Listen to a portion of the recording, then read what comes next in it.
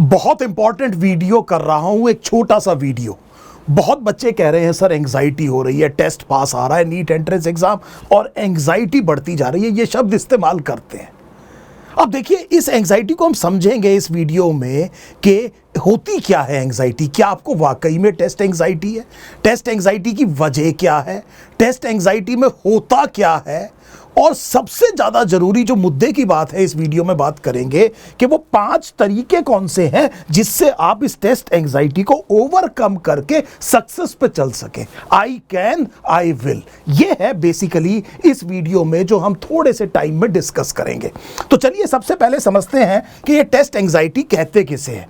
तो test anxiety में physiological over arousal होता है। सो कुछ फिजियोलॉजिकल सिम्टम्स आते हैं, अभी बात करेंगे कौन कौन से सिम्टम आते हैं।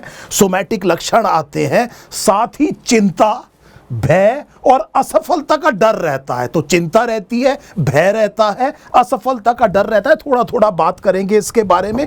और ये एग्जाम के दौरान भी हो सकता है, एग्जाम की तैयारी के टाइम पर भी हो सकता है। हो सकता है अभी हो सकता है जब आप एग्जाम देने जाते हो तब हो रहा हो। तो बेसिकली हुआ ये कि कोई फिजियोलॉजिकल ओवर अराउजल है, टेंशन है, सोमैटिक सिम्टम्स है, साथ में वरी, ड्रेड, फियर, और साथ में एक फियर ऑफ फेलियर के अलावा कैटास्ट्रोफाइजिंग, आपको लग रहा है कि बहुत गड़बड़ होने वाली है। इस चीज को मोटे तौर पे टेस्ट एंग्जाइटी कहते हैं। उम्मीद है आप समझ गए होंगे टेस्ट एंग्जाइटी का मतलब क्या है। जल्दी चलते हैं आगे। ये टेस्ट एंग्जाइटी होती क्यों है?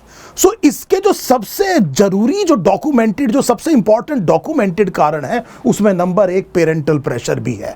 सो पेरेंट्स का प्रेशर बच्चे के ऊपर बहुत ज्यादा परफॉर्मेंस एंग्जाइटी क्रिएट करता है। मेरे पास बहुत पेरेंट्स आते हैं जो ये कहते हैं कि सर हम कोई भी प्रेशर नहीं डालते हैं बच्चे को। और ये याद रखिएगा, आपकी ज्यादातर लैंग्वेज नॉन वर्बल होती है। एक तरफ तो वो कहते हैं हमारी तरफ से इसके ऊपर कोई प्रेशर नहीं है, दूसरी तरफ ये कहते हैं हमारे खानदान में कोई डॉक्टर नहीं है, अब तो इसी से उम्मीद है, हमने ये बेच करके वो करके इसकी पढ़ाई का जुगाड़ किया हुआ है। कहने का मतलब ये है कि आपने ना चाहते हुए भी बहुत बड़ा प्रेशर क्रिएट कर दिया। इस टाइम आपका रोल सपोर्टिव होना चाहिए। दूसरा, फियर ऑफ फेलियर। ये चीज आदमी को बहुत परेशान करती है। फेलियर अगर होगा भी तो बाद में होगा, अभी पता नहीं होगा कि नहीं होगा, और आपने अभी से ये मान के चल दिया कि मेरा जो है ये फेलियर तय है, और रोज इस डर के साथ आप काम नहीं कर पा रहे हैं। ये बड़ी नेगेटिव टेंडेंसी है, इसके बारे में आगे बात करेंगे। इसके अलावा आपने अपनी जिंदगी में एक एग्जाम को अपनी वर्थ मान लिया। आपने ये मान लिया, ये एक बहुत बड़ी प्रॉब्लम है। करेक्ट पर्सपेक्टिव नहीं है। आपने ये कहा कि ये एग्जाम पास होगा तो मैं बहुत अच्छा हूं, अगर नहीं होगा तो मैं किसी लायक नहीं हूं। अगर आपने इस तरह का ओवर जनरलाइजेशन कर दिया और आपने ये कहा कि जिंदगी में एक ही एग्जाम जो है वो वर्थ डिसाइड करेगा, तो आप बहुत बड़ी गलती कर रहे हैं, आप एंग्जाइटी पाल रहे हैं। प्रोक्रेस्टिनेशन। अब हो ये रहा है कि आप, क्योंकि आपको लग रहा है तैयारी नहीं हो रही, आपको ये लग रहा है कि फेलियर हो जाएगा, किताब खुलती है, पढ़ाई होती नहीं और चीजें डेफर कर देते हैं। आप वो काम नहीं कर पा रहे हैं जो एक्चुअली इस एंग्जाइटी को ओवरकम करने में आपकी मदद करेगा, और इस भय की वजह से आप चीजों को टालते जा रहे हैं और चीजें और इकट्ठी होती जा रही हैं और ज्यादा एंग्जाइटी क्रिएट हो रही है। इस क्लासिकल चीज को आप प्रोक्रेस्टिनेशन कहते हैं। पहले आपने हो सकता है कोई एग्जाम दिया हो, आपने हो सकता है अपनी इंस्टीट्यूट्स की जो टेस्ट सीरीज है उसमें आप अच्छा नहीं कर रहे, हो सकता है आप नीट एंट्रेंस एग्जाम दोबारा दे रहे हैं, पहली बार अच्छा नंबर नहीं आया और आपने ये मापदंड मान लिया कि जो हो रहा है वैसा ही इस एग्जाम में भी होगा। ये एक प्रीवियस पुअर परफॉर्मेंस की बात हो सकती है।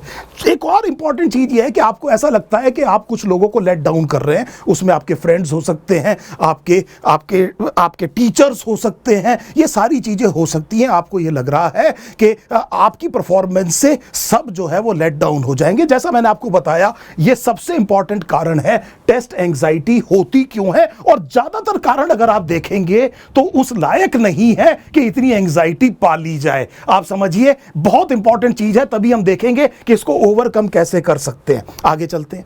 टेस्ट एंग्जाइटी में होता क्या है? जैसा मैंने आपको बताया कि फिजियोलॉजिकल ओवर अराउजल होता है। चक्कर आ रहे हैं, ऐसा लग रहा है उल्टी जैसी फीलिंग आ रही है, एग्जाम में बैठ करके उल्टी जैसा लग रहा है, दिल की धड़कन सुनाई दे रही है, आप जानते हैं पाल्पिटेशन, गला सूख रहा है, हाथ पैर में पसीने आ रहे हैं, हाथ पैर ठंडे होते जा रहे हैं। ये फिजियोलॉजिकल पसीना आ रहा है, ये फिजियोलॉजिकल ओवर अराउजल के सिम्टम्स है। ये सोमैटिक सिम्टम आने शुरू हो गए। इसके अलावा वरी और ड्रेड, चिंता है, वरी का मतलब क्या है? चिंता है। ड्रेड का मतलब यह है कि आपने एक भय पाल लिया कि सब कुछ गड़बड़ हो जाएगा, और इस वजह से हुआ क्या कि आप एक नेगेटिव थॉट स्पाइरल में चले गए। आपको यह लग रहा है कि शायद मैं किसी लायक ही नहीं हूं, शायद मैं ये कर ही नहीं सकता हूं। इस तरह का एक नेगेटिव स्पाइरल में आप चले गए। इसको हम कहते हैं वरी और ड्रेड। ये होता है एक एंजाइटी में। एंजाइटी में कॉग्निटिव बिहेवियरल रिस्पॉन्स आता है। आपने खूब तैयारी करी, बहुत अच्छे से पढ़ाई करी, आप रोज क्लास में जाते हैं, बहुत डिसिप्लिन से पढ़ते हैं, एग्जाम में जाते ही कॉपी खोलते ही जो बच्चे इस्तेमाल करते हैं, थॉट ब्लॉक हो गया। सब कुछ पढ़ा था, वहां याद ही नहीं आ रहा कुछ। आप ये कहते हैं सर ब्लैंक हो गया उस टाइम पर। ये वो चीज है जिसे हम क्या कहते हैं? कॉग्निटिव या बिहेवियरल रिस्पॉन्स कहते हैं। इसके अलावा फिर इमोशनल रिस्पॉन्स में होपलेसनेस आ जाती है, कुछ नहीं हो सकता, इस तरह की चीजें आ जाती हैं। सो ये आपने अच्छे से समझ लिया ये टेस्ट एंजाइटी है क्या। अब आप पॉजिटिव बात समझिए, इसको बड़ी आसानी से ओवरकम किया जा सकता है। सो बहुत आसान है इसको ओवरकम करना, और बड़ा आसान है इससे छुटकारा पाना। जरूरत यह है कि डिसिप्लिन से अगले 2-3-4 दिन, अगर आप इसमें से किसी चीज से अगर परेशान हो रहे हैं, तो अगले 2-3-4 दिन जो मैं अभी आपको 5 तरीके बताऊंगा, उनको आप डिसिप्लिन से लागू करना शुरू करें। देखिए, सबसे पहली चीज तो यह है कि टेस्ट एंजाइटी को ओवरकम करने का पहला तरीका, आप कहेंगे सर ये आप पहले भी कह चुके हैं, आज भी कह रहा हूं और कल भी कहूंगा, ये स्लीप को नेग्लेक्ट नहीं करना है।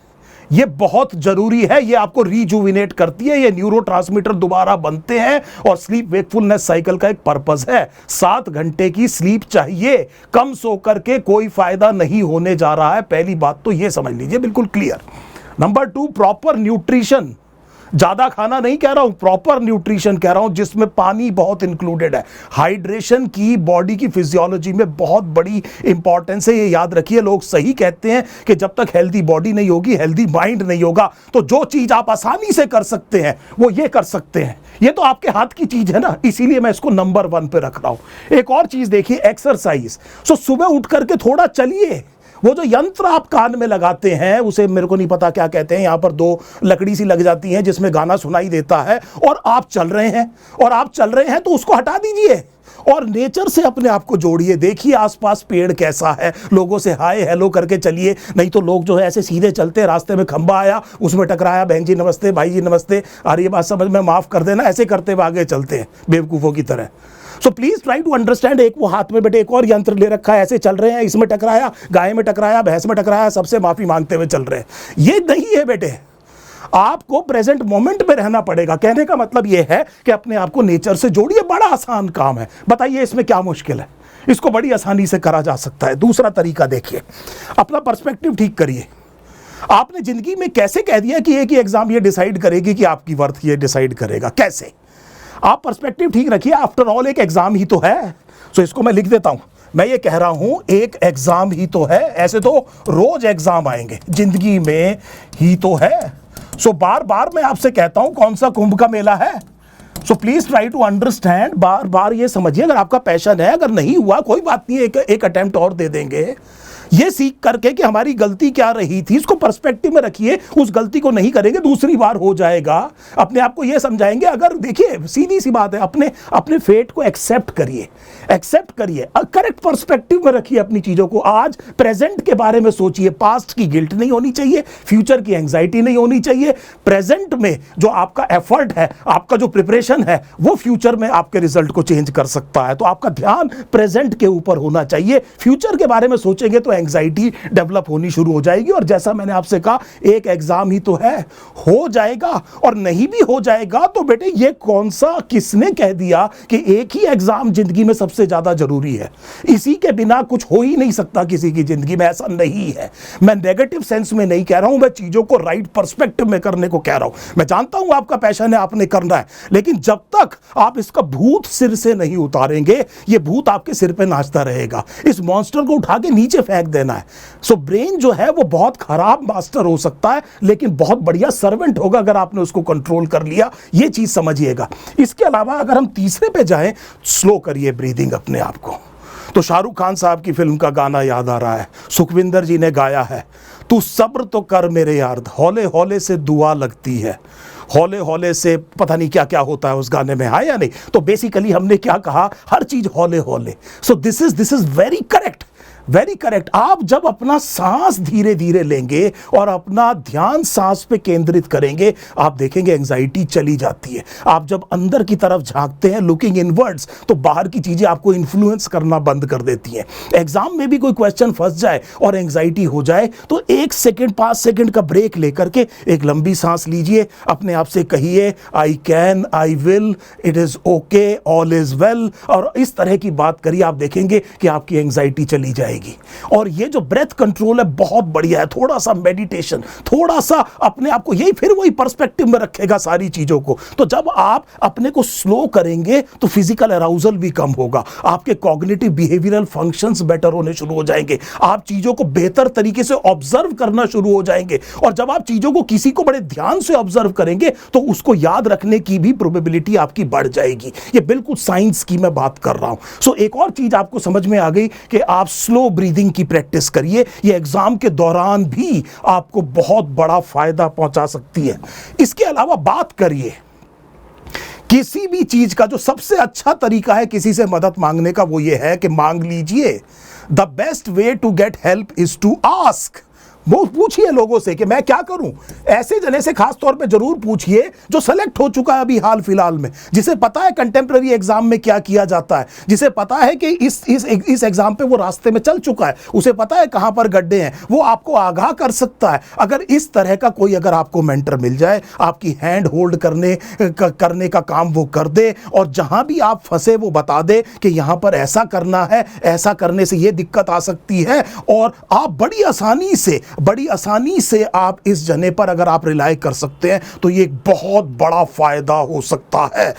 सारी गलतियां करके सीखने जितनी लंबी उम्र नहीं होती है हमारी, कई बारी दूसरों की गलतियों से भी सीख लेना चाहिए। सो स्मार्ट तरीका यही है कि जो जना सक्सेसफुल हो चुका है उससे पूछ लीजिए आपने क्या क्या किया। That may be the shortest route to the success. और इसीलिए हम ये कहते हैं, किसी से, कोई आपके भाई बहन है, आपके दोस्तों के ग्रुप में कोई ऐसा है, आपके कोई रिलेटिव हैं जो डॉक्टर हैं, आपके रिलेटिव हैं, और कोई प्रोफेशनल है, not necessarily doctor, not necessarily कोई बहुत ज्यादा एकेडमिक भी हो, लेकिन जिंदगी के बारे में जिनका नजरिया बिल्कुल क्लियर है, जिनके आते ही शांति सी आ जाती है, एक पॉजिटिव एनर्जी जिनसे मिलती है। नेगेटिव लोगों से अपने आप को दूर रखिए और बात करिए। बात करना बहुत अच्छा स्ट्रेस बस्टर माना जाता है। इसके अलावा वर्क स्मार्ट। ऐसा तो नहीं कि आप वो काम कर रहे हैं जो करने के नहीं है, आप वो हर फालतू का काम कर रहे हैं जो कोई और कर सकता है आपके लिए। आप ऐसा काम तो नहीं कर रहे जिसका रिजल्ट आना ही नहीं है।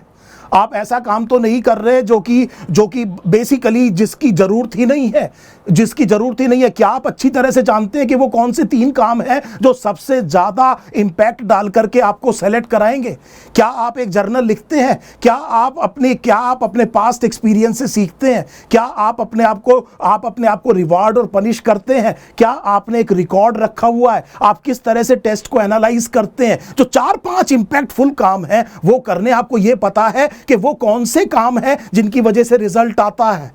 और यहां पर अगर आपका टाइम नहीं जा रहा है तो फिर आप एंजाइटी को दावत दे रहे हैं। सो ये इतना इंपॉर्टेंट पॉइंट है कि इसको मैं यहां पर डिटेल में ना करके इसका एक सेपरेट वीडियो आपके साथ करूंगा। अगला वीडियो यही होगा कि वो क्या 4-5 चीजें हैं जो एक्चुअली एक बच्चा जो कि नीट एंट्रेंस एग्जाम में बैठ रहा है और कुछ ही दिन रह गए अब से लेकर के नीट एंट्रेंस तक, उसे वो 4-5 चीजें क्या करनी चाहिए और बाकी किन चीजों को बिल्कुल मना कर देना चाहिए ताकि उसका रिजल्ट आ जाए। सो उम्मीद है आप बहुत अच्छी तरह समझ गए कि टेस्ट एंजाइटी है क्या, इसका वजह क्या है, इसमें होता क्या है, यह आपको समझ में आ गया। इसे बड़ी आसानी से ओवरकम किया जा सकता है। वो पहले 5 तरीके सबसे बढ़िया कौन से हैं जिन्हें बड़ी आसानी से अपना करके इस एंजाइटी को ओवरकम करके आप सक्सेस पे जा सकते हैं। I can, I will. बहुत जल्दी मैंने आपसे कहा स्मार्ट वर्क पे आपके साथ अपने विचार शेयर करूंगा। ये बहुत लोगों की प्रॉब्लम है। Please feel free to ask anything you want to ask. अभी मैंने आपसे कहा बात करिए, पूछिए, मदद बहुत आसानी से मिल जाती है। कुछ भी चीज अगर आप एग्री करते हैं या डिसएग्री करते हैं या कुछ और आप चाहते हैं कि आपके साथ डिस्कस किया जाए, आप वीडियो के कमेंट सेक्शन में जरूर मुझसे शेयर कीजिए। अगर मैं जरा सा भी कंट्रीब्यूट कर पाया तो मुझे बहुत ज्यादा खुशी होगी। Thank you so much. Best of luck.